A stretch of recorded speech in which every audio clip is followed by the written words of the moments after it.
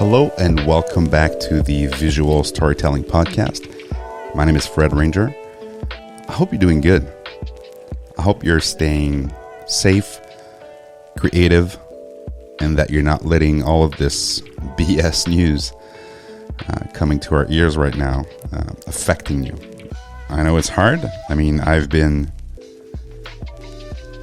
struggling with a lot of these recent news, but one thing that I can say is that I've used photography to basically stay sane, and I've used it as therapy. And this is a theme of today's podcast. It's a known fact that when you think about it, when all goes to hell, what we tend to do is overthink the situation. And that's very, very human. I mean, we're designed to fight, flight, or freeze, right? So when we see a threat like we're experiencing right now, different people have different ways to cope with the situation. But for me, and for a lot of creative actually, one way to stay sane and to kind of go beyond what's happening is to use your brain in different ways. And this is where I really find that photography is both meditative and to an extent can actually be therapeutic and a way to stay sane. So very, very simply, I bought a Leica Q2 a year ago. And as you can imagine, a year ago, it was right in the middle of the whole thing. I don't even want to name this thing anymore. But and I embarked on a journey. So I wanted to document, as much as I could, everything that was happening. The empty streets, my family doing something and cooking dinner, us playing games, doing a paid shoot with a barbershop, and so on and so forth. And so I did. And just the fact that during those minutes, hours, photographing, thinking about framing, light, story, and so on, just the fact that I was doing that, it basically, and I will say it out loud, it basically allowed me to not think about what was going on. And that's very powerful when you think about it. It's literally a piece of equipment. As a matter of fact, a little, I don't want to say point and shoot, but a little camera that you have with you that allows you to do that. And that's, not a Netflix series. Not that there's anything wrong with Netflix series. I love them all. But the fact that you're going out, that you're pushing your brain to create a different narrative than the one that's being told on the radio, in the newspaper, online, especially online. lots of different versions of reality online.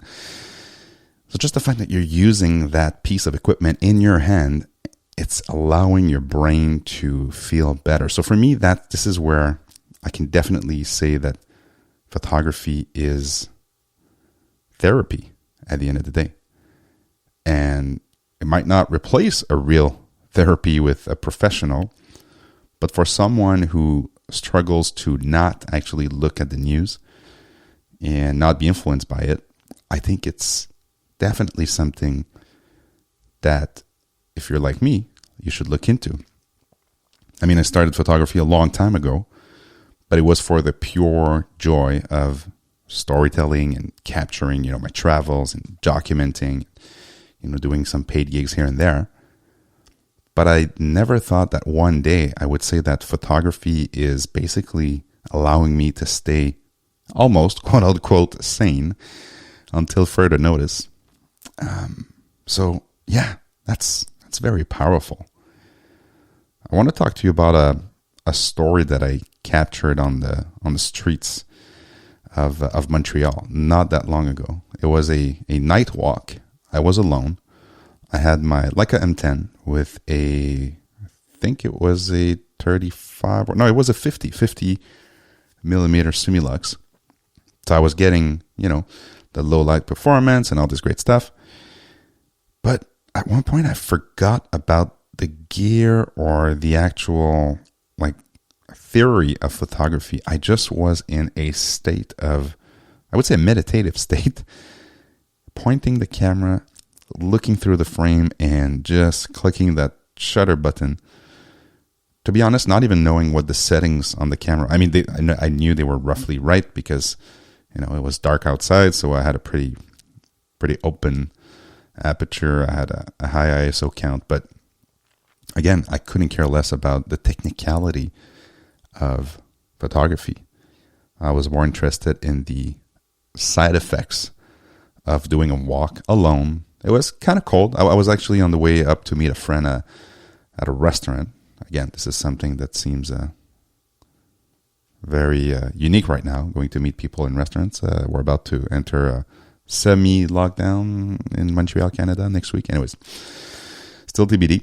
But yeah, the act of capturing stories that were unfolding in front of me, I cannot express how therapeutic that was. At the end of the day, the photos were not that good. I mean, there's one or two. If you go on my Instagram feed at Fred Ranger, you'll see that there are a couple photos from that night of street photography in Montreal. But I wasn't shooting to get a banger shot or to get a portfolio type image. I was literally walking the streets, having some fresh air, and capturing some stories that were unfolding in front of my eyes. So again, this is something that I really invite you to consider as a hobby or something you get a little bit more serious about. If you are at least a little bit creative and you like storytelling, movies, of course, if you like photography, but pick up a camera. Any camera. Could be a very entry-level one. Could be, heck, a disposable one. But trust me, go outside. While you don't feel like it, actually, that might actually be the best way to do it, because I didn't feel like leaving home because we've been home for the past 2 years and it's easier to stay home, to open the TV, to watch Netflix. Whereas here, I decided to say, you know what, I'm going to kick my butt. I'm going to call my friend. I'm going to go like, hey, let's meet up. Let's grab a drink. And on the way in, I'll kick my ass and just bring the camera and walk the streets and try to find something or try to shoot something. But again, in the end, it's one of the most interesting experiences I've had over the past few weeks in terms of photography and storytelling and so on and so forth. So I'm rambling a bit, but I really want to get that message across that if you have a creative outlet, if you are, creative, don't have to be an artist. That's not what I'm saying. But if you are creative a bit, man, don't underestimate the power of investing some time and effort into the art form or the artisanerie, like we say in French, that you have in front of you. Because you'll feel good. I mean, at least I felt good. So the only thing I can do is share my experience. But I would be interested in learning the psychology behind it. You do yoga and you do meditation and relaxation. Of course, you'll feel, at least for the majority of people, less stress and rejuvenated and all these great things after you've done it. But who would have thought? And maybe I'm late to the party. I'm probably late to the party. But who would have thought that going out, doing some unintentional or just walking around the streets of Montreal or whatever the city you're in, shooting photos could be that therapeutic. And I didn't know I needed that much until I did it. That's my other thing. Don't wait until your brain is completely exhausted by work, by the news, by everything that's happening, family, and so on and so forth. Don't wait until you don't have any energy left to go out and shoot. Pick up that camera. I'm holding the camera in my hand right now for those who are listening to the audio version of this, and go out and shoot. That's the, again, for me, the best thing that happened over the past few weeks. And yes, sometimes you need a kick in the butt to do it, because it's more cozy and comfy to stay home and to watch Netflix or Prime or whatever. So that's the first point I wanted to discuss today about photography being literally therapy for me, and it might actually be for you. So try it, and you know what? Send me some feedback. You can hit me up on Twitter at FredRanger, or you can send me an email, hello@fredranger.com. So just HELLO at fredranger.com. And let's start a conversation. Let's start a real conversation about the benefit of photography. And I know if you're a working photographer, you might not feel like going outside on the weekend or at night after a long day of work, shooting, models or products or food or whatever. But I bet you, if you put a different mindset and maybe a different camera, that for me, that's the reason why these little Leica cameras, the M6 on the film side and the Q2 on the digital side, and the N10, that's why they don't look or feel or make me think about work. They make me think about pleasure, therapy, fun, relaxation, connection, and stories. So, wow. I this is kind of an homage to small portable cameras. The Fujifilm, same thing for the X100 and so on. It's not the brand that matters. It's the actual act of having a camera always with you and being able to do this type of activity. So, again, that was the first thing I wanted to talk about. The second thing is about the upcoming weeks. I'm torn about social media, and I'm not the only one, I know. But this is something I wanted to open up about, because this podcast is about creativity, storytelling, and so on. But it's also about finding answers to some questions of the moment. And at this very moment, there is an enormous pressure for creative and especially photographers, videographers to share their work and to get the attention that they deserve, or to sell their ETFs or EFTs, NFTs, sorry, to sell their NFTs and so on. And I'm debating in my head, should I go out of this realm and try to create my own? I mean, I'm already doing it with my newsletter. If you're not subscribed, you can do so. The links will be in the show notes and in the description. But to focus more on that than Instagram or any other platform, Twitter, and so on and so forth, I'm torn, and here's why. The Instagram platform is probably one of the most interesting one, not for the feed aspect of it, but for the DM aspect of it. So made a lot of connections with very interesting people, with brands, with organizations, magazines, and so forth. So that I really like. But the feed aspect of it, the fact that, it's a free platform, so you're the product aspect of it, this is where I'm not sure if it's viable in the long run. And knowing that Instagram is no longer a real photo platform, it's more of a video/reels platform, it's making me think even more about that type of thing. So I want to hear from you. I want to open up a conversation about how do you see social media as a creative person, especially Instagram, and even I'll throw in Twitter in there. I'll leave the other platforms alone, like the 500px and Flickr and so on, because I think they're kind of unique and they are actually dedicated to photography, although they have some struggles too and some cons and some pros. But for me, it's more the big platforms, so Instagram and Twitter. I'm not even mentioning Facebook, because for me, Facebook is dead in my head. It's just a way to update family, I believe. But you might think otherwise. Maybe you have a huge business and interactions on Facebook, and I respect that. But yeah, Instagram. So that's the first part. And how about building your own community? I think it was Dan Milner who just released a film not that long ago about how he decided to kill his Instagram account. He had like several thousand people on his account, and to focus on AG23, AG27. I forgot the name of his company, but again, just to focus on building a real community that he quote unquote controls, and he's not, dependent on a middleman like a social platform.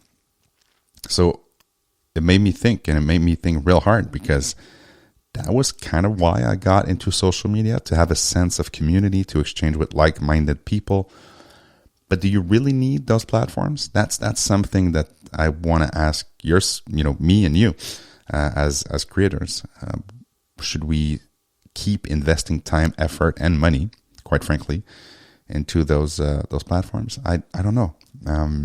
Also, Ulysses Aoki, I think it's his name, also on YouTube, just released a film too about why he's quitting. Well, he's not quitting social media or YouTube or anything like that, but he's quitting the rat race, or the infinite circle of gear reviews or educational photography, video, and so on and so forth, because that was what people were expecting from him too much, to a point where any video or a post that he would be making about himself, about his life, and photography for him is like 1/5, I think he was saying in this video, of his whole revenue streams and so on, or his whole life.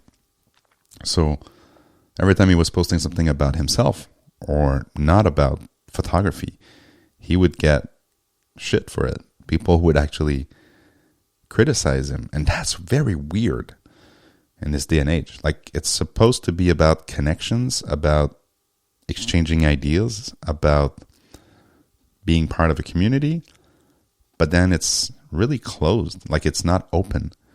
You have to have a brand. And I, by the way, I used to be a big proponent of build your brand online. I even coached, people and creatives and organizations on how to create a brand online. Won some awards or whatever. Who cares? But now that I'm thinking about it, and that we're into like 20 years of social media, I mean, it started maybe not 20 years ago, but almost. It's making you think, man. It's making you think about, where is this thing going? Why are we investing so much time, effort in exchange of very, very little return?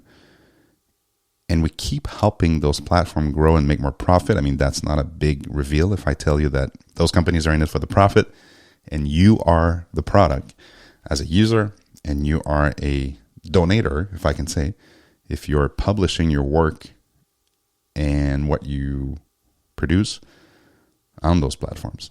So it's food for thought, definitely. And I invite you to also open up the conversation about that, because I'm interested in learning more about how you think about it as a creative, and what should we do about it? Spending more time building meaningful connections outside of those platforms, or are we dependent on those platforms these days to continue existing even as a creative mind? Again, as you can see, I don't have the answer.